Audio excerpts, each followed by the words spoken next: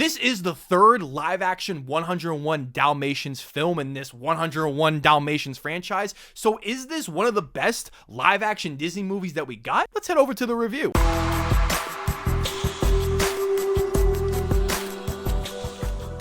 Welcome back, film fans. This is Let's Be Real Brad.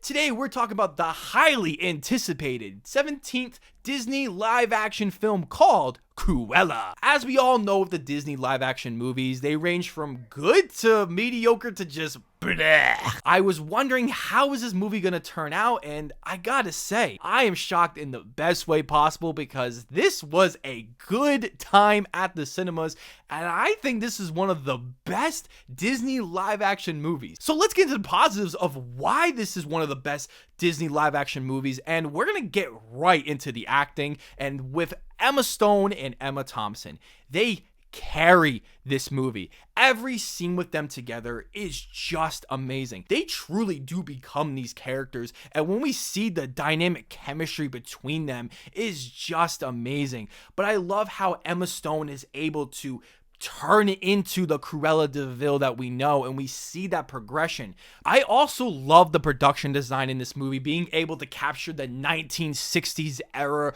of the UK. I thought it all looked so great. I love how all the makeup and costume design were top notch, especially the costume design that should be nominated at the Academy Awards for Best Costume Design. It looked so elegant. It looked like I couldn't even remotely look at it because of how rich and real and detailed they all looked. And the makeup is fantastic as well. As you see in the posters, Cruella de Vil just has everything going together with the mascara or all these things. I don't know what I'm talking about, but it just looked good, okay? It just looked good. But the one thing that everyone is going to love about this movie is the incredible soundtrack. They were able to take all the 1960s classics from the UK and just explode it into this movie, and I thought it was awesome. This became very much unexpected because, well, it's a Disney movie, but when the soundtrack was blazing through this movie, it felt like it wasn't a Disney movie anymore, and that's the biggest accomplishment that I can give this movie. I was sitting there in my seat like, oh yeah,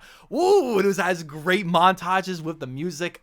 Before going into this movie, I had no idea how they're gonna make a Cruella de Vil origin story because she's a villain and probably my favorite villain of the Disney animated classics. So let's get right into the negatives, and I do have a handful, just like all these Disney live action ones do, and we're gonna start with the horrendous CGI. Listen, I don't want animal cruelty in my films, okay? I love dogs, but come on now. If you're gonna CGI every animal in this movie, you gotta put all the money into it because the CGI is so distracting, especially when the dogs are in like the whole movie, because the Dalmatians themselves look really, really bad, and it almost doesn't convince me at any point in the movie. It just makes this $200 million movie look like absolute dog crap. That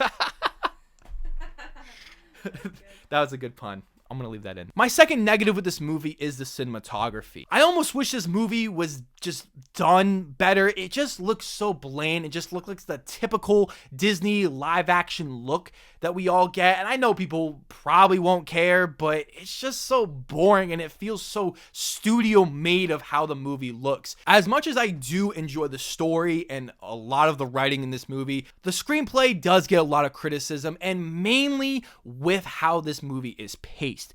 I know a lot of people are probably gonna be bored during many moments of this movie because there are sections of this movie that just repeat itself over and over again without giving us any new information on the characters, the story, and what is actually happening. I would say about the first 30 minutes of this movie are really hard to get into because it feels like the typical standard Disney stuff that is so boring and is just so typical of what we've seen in these movies. I think if we almost cut that out and we open right with Emma Stone playing an older Cruella, at the end of the second act, you feel like this movie is gonna end, and it was really shocking.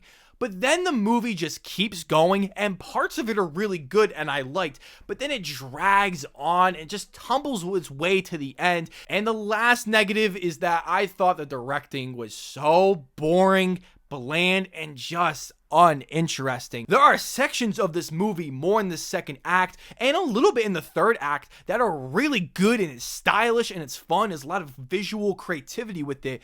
But it almost seems like that in the first act of this movie and other sections here and there, that it's just so bland. It feels like it was studio made. Like you didn't feel like it was made by this director. Overall, Cruella is the biggest surprise of the entire year. That was really entertaining, enjoyable, with terrific performances, and actually being super dark, with Disney going all the way with this movie. I think you should go see this movie in theaters or pay it on Disney Plus, because this movie was a lot better than it needed to be, and I would definitely have it in my collection. I am giving Cruella a 7 out of 10. Don't forget to hit that subscribe button, drop a like if you want to, and hit that notification bell so you never miss a new video. Thank you all for watching, and I will see you all in the following review.